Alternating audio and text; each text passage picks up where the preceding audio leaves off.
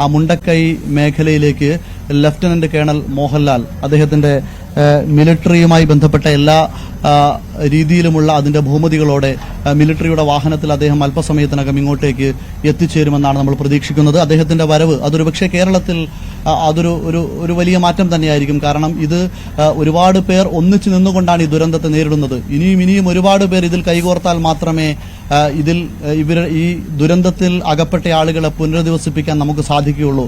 അതുകൊണ്ട് മോഹൻലാലിന്റെ വരവ് അത് മോഹൻലാലിന്റെ ആരാധകരെ സംബന്ധിച്ച് അല്ലെങ്കിൽ മോഹൻലാലിനെ സ്നേഹിക്കുന്ന ആ ആളുകളെയൊക്കെ സംബന്ധിച്ച് മോഹൻലാൽ ഇങ്ങോട്ട് വരുമ്പോൾ അതൊരു ആശ്വാസ വാർത്ത തന്നെയാണ്. ചെറിയ ആശ്വാസമല്ല ഷബീർ ആ വലിയ ദുരന്തബാധിതർക്ക് ഉണ്ടാക്കുന്നത്. കാരണം ആ സാന്നിധ്യം പോലും അവർക്കൊരു ആശ്വാസമാകുന്നു. അത്രത്തോളം ദുഃഖം കടിച്ചമർത്തി എല്ലാം നഷ്ടപ്പെട്ട് ഉറ്റവരും ഉടയവരും നഷ്ടപ്പെട്ട് ജീവിതകാലത്തെ സമ്പാദ്യം മുഴുവൻ പോയ ഒരു ജനതയ്ക്കാണ് ആശ്വാസമായി ആ സാന്നിധ്യം ആ വാക്കുകൾ ഉണ്ടാകുന്നത് എന്നത് വളരെ പ്രധാനമാണ്.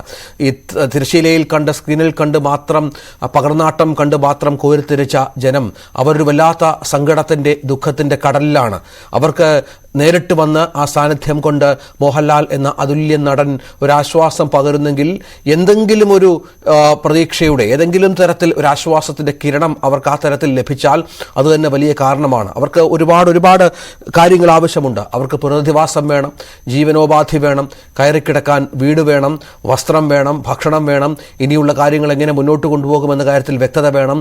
ഒപ്പം ഉറ്റവരും ഉടയവരും ഇപ്പോഴും എവിടെയാണെന്നറിയാതെ അലയുന്ന അനവധി ആളുകൾ ഷബീറിന്റെ സുഹൃത്തിനെ പോലെയുള്ള ഒരുപാട് ആളുകളുണ്ട്. അവർക്ക് ആശ്വാസം വേണം. അപ്പോഴാണ് മോഹൻലാൽ എന്ന താരം അവിടെ വരുന്നു, നേരിട്ട് കാണുന്നു, അവരോട് സംസാരിക്കുന്നു. അതും തന്റെ ഔദ്യോഗികമായ വേഷത്തിൽ ലഫ്റ്റനന്റ് കേണൽ വേഷത്തിൽ അദ്ദേഹം എത്തി അവരോട് സമാശ്വാസപരമായ വാക്കുകൾ സംസാരിക്കുന്നതൊക്കെ ഏറെ പ്രകീർത്തിക്കാവുന്ന ഒന്ന് തന്നെയാണ്. മോഹൻലാൽ വരുന്നു, അവരെ കാണുന്നു, മടങ്ങുന്നു. ആദ്യം ഈ മുണ്ടക്കൈയിലെ ഈ മലമുകളിൽ അവിടെ എത്തി സാഹചര്യങ്ങൾ വിശദമായി തന്നെ മനസ്സിലാക്കുന്നു. നേരത്തെ നമുക്കറിയാം മലയാളത്തിലെ മഹാനടന്മാരൊക്കെ സംഭാവന മുഖ്യമന്ത്രിയുടെ ദുരിതാശ്വാസ നിധിയിലേക്ക് നൽകിയിരുന്നു. മറ്റു നടന്മാരും അത്തരം സംഭാവനകൾ നൽകണം എന്ന് ആളുകളോട് അഭ്യർത്ഥിക്കുന്നുണ്ട്. കാരണം CMDRFനെതിരെ വലിയ പ്രചരണം സംസ്ഥാന വ്യാപകമായി ചില കേന്ദ്രങ്ങളിൽ നടക്കുന്നുണ്ട് എന്നുള്ള ആരോപണമാണ് ഉയരുന്നത്. അത് അങ്ങനെയല്ല. CMDRF എന്ന് പറയുന്നത് മുഖ്യമന്ത്രി ദുരിതാശ്വാസ നിധി എന്ന് പറയുന്നത് ഈ വയനാട്ടിലെ ജനങ്ങൾക്കടക്കം വലിയ തോതിൽ ആശ്വാസം പകരുന്ന ഒന്നാണ് എന്നുള്ളത് തന്നെയാണ് വളരെ കൃത്യമായ കാര്യം. നമുക്ക് ദൃശ്യങ്ങളിൽ കാണുന്നത് പോലെ ഇത് ഈ തരത്തിലാണ് കാര്യങ്ങൾ മുന്നോട്ട് കൊണ്ടുപോകുന്നത്. ഇപ്പോൾ തെരച്ചിൽ അവിടെ പുരോഗമിക്കും. ഷബീർ, തെരച്ചിൽ ഇന്ന് പുനരാരംഭിച്ചു എന്നാണ് മനസ്സിലാകുന്നത്. ഇനിയിപ്പോൾ നേരത്തെ പറഞ്ഞതുപോലെ ജീവൻ അവശേഷിക്കാനുള്ള സാധ്യതകൾ തുലോം വിരളമാണ്. ഇത്രയധികം ഷബീറിൻ്റെ തൊട്ടുമുമ്പ് ഒരു വാർത്ത കാണുകയായിരുന്നു. ഷബീറിനേക്കാൾ പൊക്കമുള്ള പാറക്കല്ലടക്കം ഒലിച്ചു വന്ന ഒരു സ്ഥലത്തു കൂടിയാണ് ഈ തെരച്ചിൽ നടത്തേണ്ടത് എന്നുള്ള ദുർഘടമായ ഒരു കാര്യമുണ്ട്. ഏത് തരത്തിലാണ് ഇന്ന് കാര്യങ്ങൾ മുന്നോട്ട് കൊണ്ടുപോകുന്നത്? ഏതൊക്കെ മാർഗങ്ങൾ ഉപയോഗിച്ചാണ് ഏറ്റവും ഇനിയുള്ള ആളുകളെ കണ്ടെത്താനുള്ള ശ്രമം നടക്കുന്നത്?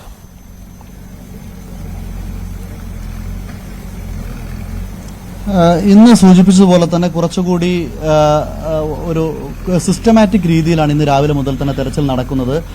എല്ലാവരും കൂടെ ഒരു സ്ഥലത്ത് കേന്ദ്രീകരിക്കുന്നതിന് പകരം രാവിലെ മുതൽ തന്നെ ഓരോ ടീമായി പല ഭാഗങ്ങളിൽ ആദ്യം കൈകൊണ്ടും മനുഷ്യസാധ്യമായ രീതിയിലുള്ള ഒരു പരിശോധന നടത്തുക എന്നുള്ള രീതിയാണ്.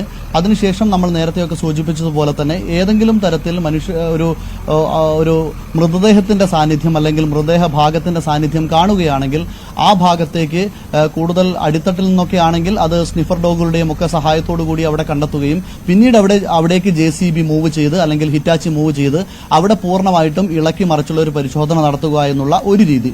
മറ്റൊന്ന്, ഏറ്റവും കൂടുതലായി ജനവാസ മേഖലകളിൽ, അങ്ങനെയുള്ള ജനവാസ മേഖലയിലാണ് ഇപ്പോൾ നമ്മൾ നിൽക്കുന്നത്. മുണ്ടക്കൈ മേഖല, പുഞ്ചിരിമട്ടം കഴിഞ്ഞാൽ പിന്നെ മുണ്ടക്കൈ മേഖലയാണ് കൂടുതലായി ആളുകളെ ഇത് അഫക്റ്റ് ചെയ്തത്. ആ ഒരു മേഖലകളിൽ 4-5 ഹിറ്റാച്ചികളും JCBകളും ഒക്കെ ഉപയോഗപ്പെടുത്തിക്കൊണ്ട് പൂർണ്ണമായിട്ട്, അതായത് കെട്ടിടങ്ങളുടെ ഉള്ളിലേക്കൊക്കെ യന്ത്രക്കൈകൾ കടത്തിക്കൊണ്ട് അവിടെയൊക്കെ മാന്തിക്കൊണ്ട് അവിടെ ഏതെങ്കിലും തരത്തിൽ ഇനി ഏതെങ്കിലും ഒരു മൃതദേഹം കിടപ്പുണ്ടെങ്കിൽ അത് കണ്ടെത്തുക എന്നുള്ള ഒരു രീതിയാണ്. ആ ഒരു രീതിയിലുള്ള തിരച്ചിലാണ് ഇപ്പോൾ തുടർന്നുകൊണ്ടിരിക്കുന്നത്. അങ്ങനെ ഈ ജനവാസ മേഖലകളിൽ ഒരു റൗണ്ട് കൂടി ഇത്തരത്തിലുള്ള ഒരു തിരച്ചിൽ നടത്തുന്നതിലൂടെ നമുക്ക് ഇനിയും എവിടെയെങ്കിലും കുടുങ്ങിക്കിടപ്പുണ്ടെങ്കിൽ, പുഴയിലേക്ക് പോയ മൃതദേഹങ്ങളാണെങ്കിൽ ഇനി അത് ലഭിക്കാനുള്ള സാധ്യതകൾ തുലോം വിരളമാണ്. കാരണം അത് നമ്മൾ നേരത്തെ സൂചിപ്പിച്ചതുപോലെ തന്നെ നേരെ 10-12 കിലോമീറ്റർ താഴേക്ക് ഒഴുകി കഴിഞ്ഞാൽ പിന്നെ ഈ മലയെ ചുറ്റി വീണ്ടും നമ്മളിപ്പോൾ നിൽക്കുന്ന മലയുടെ പുറകുവശത്തായിട്ട് തന്നെയാണ് ഈ പുഴ ചുറ്റി വന്ന് നിലമ്പൂർ കാടുകളിലൂടെ വീണ്ടും ചാലിയാറിലേക്ക് പോകുന്നത്. അങ്ങോട്ടേക്ക് എത്താനുള്ള ഒരു സാധ്യതയാണ്. പക്ഷേ ഇവിടെ ഇപ്പോൾ കുറച്ച് ഉയർന്ന പ്രദേശമായതിനാൽ തന്നെ വെള്ളം പെട്ടെന്ന് ഒഴിഞ്ഞു പോയിട്ടുണ്ട്. അതായത് മുകളിലേക്ക് വെള്ളം അടിച്ചു കയറി ഈ മേഖലയെ പൂർണ്ണമായിട്ടും തുരത്തി അതിനുശേഷം ഇപ്പോൾ വെള്ളം ഇറങ്ങിയ സ്ഥലത്ത് സ്വാഭാവികമായും ഇവിടെ കുടുങ്ങിക്കിടക്കുന്ന തരത്തിലുള്ള മൃതദേഹങ്ങൾ ഉണ്ടാകാനുള്ള ഒരു സാധ്യതയുണ്ട്. അതുകൊണ്ടാണ് ഈ മേഖലയിൽ കൂടുതലായി യന്ത്രങ്ങൾ ഉപയോഗിച്ചുകൊണ്ടുള്ള ഒരു തെരച്ചിൽ നടത്താനുള്ള ഒരു തീരുമാനത്തിലേക്ക് എത്തിച്ചേർന്നത്. അങ്ങനെയുള്ള ഒരു തെരച്ചിലാണ് ഇപ്പോൾ ഈ ഭാഗത്ത് നടക്കുന്നത്. അതുപോലെ തന്നെ പുഞ്ചിരിമട്ടം മേഖലയിലും ഇതുപോലെ, അവിടെയും ജനവാസ മേഖലയാണ്, അവിടെയും ഇതേപോലെ കൂടുതൽ യന്ത്രസാമഗ്രികൾ ഉപയോഗിച്ചുകൊണ്ടുള്ള തെരച്ചിൽ നടക്കുന്നുണ്ട്. ഇതിനു പുറമെ എല്ലാ തരത്തിലുള്ള സന്നദ്ധ സംഘടനകളെയും അവരെല്ലാവരെയും പ്രത്യേകം ഓരോ മേഖല തിരിച്ച് ഇങ്ങോട്ടേക്ക് അയച്ചിരിക്കുകയാണ്. അവരെല്ലാവരും ഓരോ ഭാഗങ്ങളിലും ചെന്ന് അവിടെയൊക്കെ ഏതെങ്കിലും തരത്തിലുള്ള മൃതദേഹത്തിന്റെ ഭാഗങ്ങൾ ഉണ്ടോ എന്ന് പരിശോധിക്കുകയും അങ്ങനെ പരിശോധിച്ച് കണ്ടെത്തുമ്പോൾ അവിടെയുള്ള ഉദ്യോഗസ്ഥർ വളരെ പെട്ടെന്ന് തന്നെ വിവരം നൽകി അവിടേക്ക് ഹിറ്റാച്ചികളും JCBകളും എത്തിക്കുകയും ചെയ്യുന്ന ഒരു രീതിയാണ് തുടരുന്നത്. ഇപ്പോൾ നടൻ മോഹൻലാൽ ഇങ്ങോട്ടേക്ക് ഈ ദുരന്ത ഭൂമിയിലേക്ക് കടന്നു വരികയാണ്. സമാശ്വാസത്തിന്റെ ഒരു തുരുത്തായി മാറുന്നതിന് വേണ്ടി ഈ മുണ്ടക്കൈയുടെ ഈ പ്രേതഭൂമി പോലെയായി മാറിയ ഈ ഭൂമിയിലേക്ക് ഒരു സമാശ്വാസത്തിന്റെ തുരുത്തായിക്കൊണ്ട് ഇപ്പോൾ നടൻ മോഹൻലാൽ, കേരളത്തിന്റെ മഹാനടൻ, പ്രിയപ്പെട്ട താരം മോഹൻലാൽ ഇപ്പോൾ കടന്നു വരുന്നു. അദ്ദേഹത്തിന്റെ ദൃശ്യങ്ങൾ ആണിപ്പോൾ നമുക്ക് കാണാനാവുന്നത്. നടൻ മോഹൻലാൽ ഈ ദുരന്ത ഭൂമിയിലേക്ക് നേരത്തെ ചൂരൽമലയിലെത്തി നടന്നു വരികയാണ്. ചൂരൽമലയിലെത്തി അവിടെ നിന്ന് നേരെ അദ്ദേഹം മുണ്ടക്കൈയിലേക്ക് എത്തുന്നു.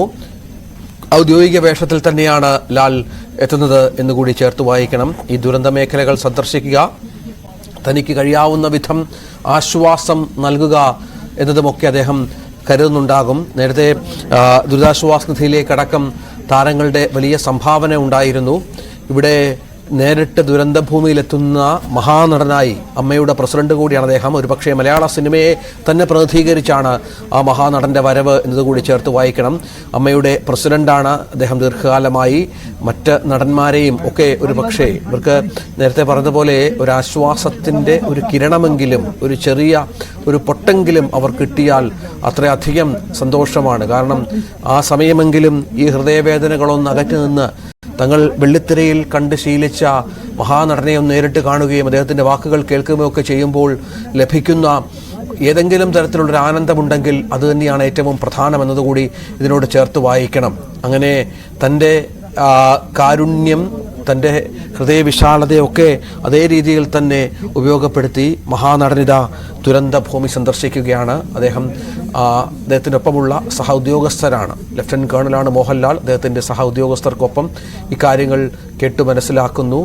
അതാണ് ഏറ്റവും പ്രധാനപ്പെട്ട കാര്യം. രാവിലെ അദ്ദേഹം ദുരന്തത്തിനിരയായ നിരവധി ആളുകൾ ഇപ്പോഴും ദുരിതാശ്വാസ ക്യാമ്പുകളിൽ കഴിയുന്നവരുണ്ട്. അവർ ഏതാണ്ട് പ്രഭാത ഭക്ഷണം കഴിക്കുന്ന, ചൂരൽമലയിൽ പ്രഭാത ഭക്ഷണം കഴിക്കുന്ന സമയത്താണ് അദ്ദേഹം അവിടേക്ക് എത്തിയത്. അവരോട് കാര്യങ്ങൾ ചോദിച്ചറിഞ്ഞു, അവരുടെ സൗകര്യങ്ങളുമായി ബന്ധപ്പെട്ട വിവരങ്ങൾ കേട്ടറിഞ്ഞു. തുടർന്നാണ് ഇപ്പോൾ ഈ ദുരന്ത ഭൂമിയിലേക്ക് മോഹൻലാൽ തൻ്റെ ഔദ്യോഗിക വേഷത്തിൽ കടന്നു വരുന്നത് എന്നതുകൂടി ചേർത്ത് വായിക്കണം. അല്പസമയം അദ്ദേഹം ഇവിടെ ചിലവഴിക്കും, ഇതിൻ്റെ വിവരങ്ങൾ ചോദിച്ചറിയും, വീണ്ടും ക്യാമ്പുകളിലേക്ക് എത്തുമെന്ന സൂചനകളും ലഭ്യമാകുന്നുണ്ട്. ദുരന്തത്തിൻ്റെ വ്യാപ്തി എത്രത്തോളമാണ് എന്നുള്ളതാണ് ഏറ്റവും പ്രധാനം. നേരത്തെ ഷബീറിൻ്റെയൊക്കെ റിപ്പോർട്ടിലുള്ളതുപോലെ 2 ആൾ പൊക്കത്തിലുള്ള വലിയ വലിയ പാറക്കഷ്ണങ്ങളാണ് ആ മേഖലയിൽ മുഴുവൻ ഒലിച്ചു വന്നത്. കൃഷി നശിപ്പിച്ചു, വീടുകൾ നശിപ്പിച്ചു, മനുഷ്യജീവനുകൾ കവർന്നെടുത്തു.